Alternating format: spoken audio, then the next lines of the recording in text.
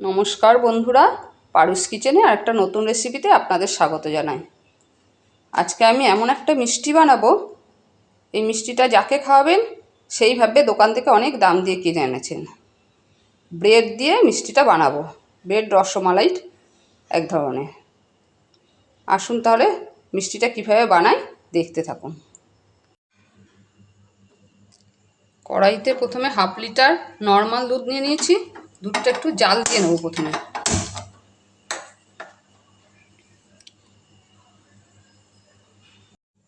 দুধটা ফুটে গেছে। এই দুধের মধ্যে আমি প্রায় 150 গ্রামের মতো চিনি দিয়ে দেবো। এতটা চিনি পুরোটা দেবো না, এখানে 200 গ্রাম আছে, তার মতো চিনি দিয়ে দিলাম। দিয়ে একটু নাড়বো দুধটাকে। চিনিটা একটু গলিয়ে নেব।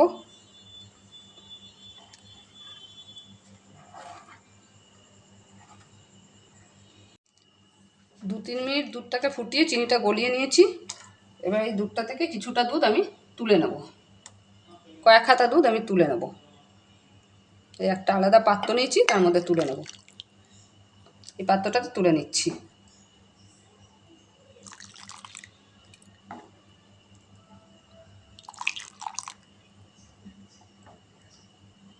হাফ মতো দুধ, অর্ধেকটা মতো দুধ তুলে নিলাম। বাকি দুধটা একটু ঘন করব জাল দিয়ে।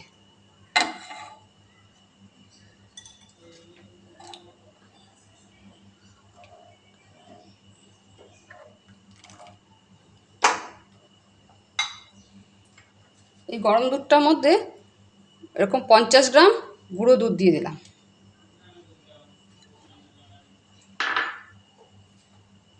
দিয়ে সমানে নাড়তে হবে, নাহলে গুঁড়ো দুধটা জমে যাবে।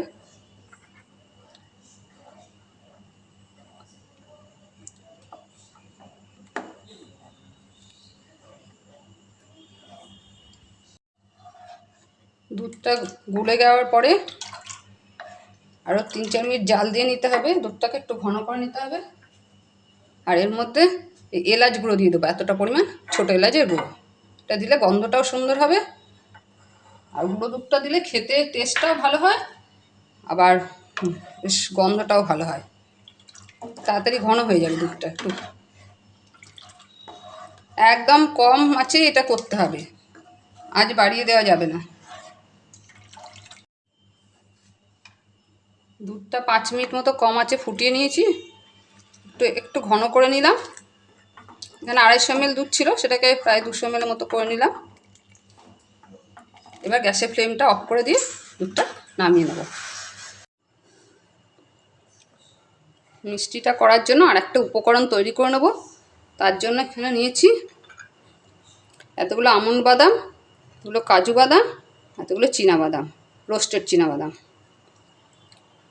আর এতটা পরিমাণ চিনি নিয়েছি। বাকি যে চিনিটা ছিল 50 গ্রাম মতো চিনি, সেটা নিয়েছি। এবার আমন্ড বাদাম, কাজু বাদাম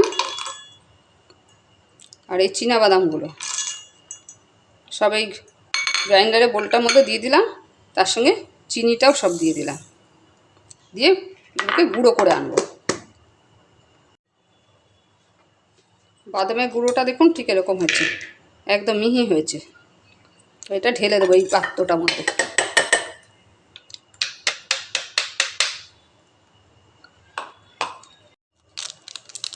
এই ছোটো বাটিটার মধ্যে আমি একটু দুধ নিয়ে নিয়েছি, 1 হাতা মতো জাল দেওয়া দুধ। তার মধ্যে একটু অরেঞ্জ ফুড কালার দিচ্ছি, এটা অপশনাল, এটা আপনারা নাও দিতে পারেন। এটা দিলে রঙটা একটু সুন্দর হবে, ওই জন্য দিচ্ছি। ফুড কালারটা গুলে নিয়েছি। এবার একে অল্প করে চামচে করে দুধ নিয়ে এই বাদামের গুঁড়োটার মধ্যে দেবো। একবারে বেশি দেবো না, বেশি দিয়ে দিলে আবার পাতলা হয়ে যাবে। প্রথমে 4 চামচ দিয়ে দেখি কতটা হয়। 4-5 চামচ দিয়ে এটা মেখে দেবো।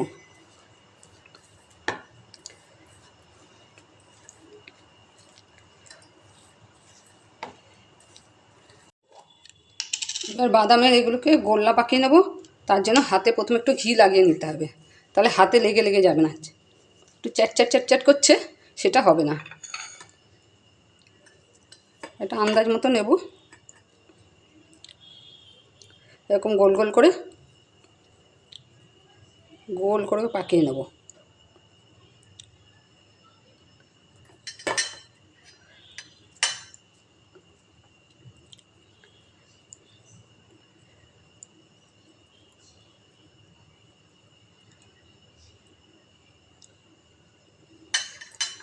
এবার সবগুলো এতগুলো গোল্লা হয়েছে, তার মধ্যে 9টা প্রমাণ সাইজ হয়েছে আর একটা একটু ছোট হয়েছে। ব্রেড নিয়ে নিয়েছি, এইভাবে কেটে নেব ধারগুলো।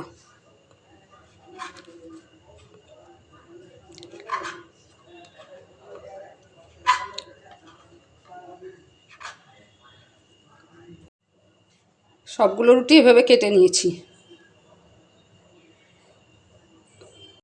এখানে যে জাল দেওয়া দুধটা তুলে রেখেছিলাম তখন, সেটা এবার কাজে লাগাবো। এখানে একটা করে এরকম ব্রেডের টুকরো নেব, পিস নেব, নিয়ে ভিজিয়ে নেব, নিয়ে তার মাঝখানে একটা করে গোল্লা দিতে হবে।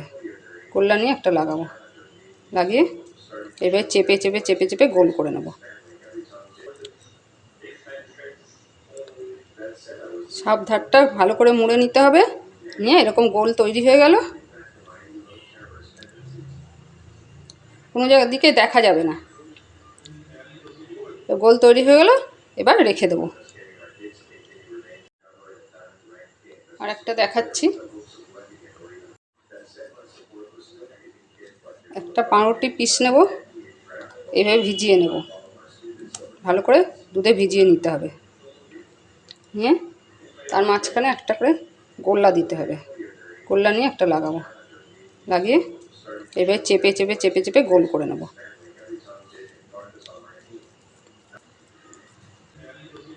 গোল তৈরি হয়ে গেল, এবার রেখে দেবো। এইভাবে সবগুলো বানিয়ে নেব। আমাদের ব্রেডের মিষ্টিটা প্রায় তৈরি হয়ে গেছে, আর একটুখানি কাজ বাকি আছে। এর উপরে যে দুধটা আমি ঘন করে রেখেছিলাম, সেই দুধটা দেব, অল্প অল্প করে উপর দিয়ে দেবো।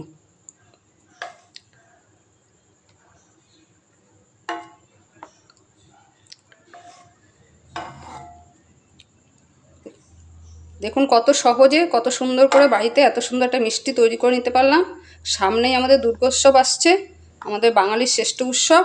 সেই সময় আমাদের অনেক রকম মিষ্টির প্রয়োজন হয়, নানা রকম আত্মীয় স্বজনরা সব আসেন।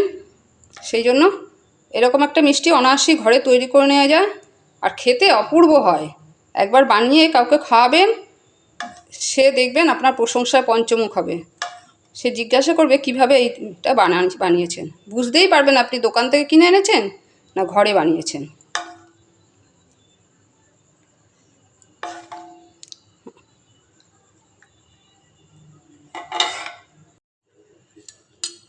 যে দুধটা কালার মেশানো ছিল সেটা সামান্য একটু দিয়ে দিলাম এর মধ্যে, একটু হালকা একটু কালার আসার জন্য। দিয়ে এটাকে দুধটাকে একটু মিশিয়ে নাড়িয়ে দেবো, দেখতে খুব সুন্দর লাগবে।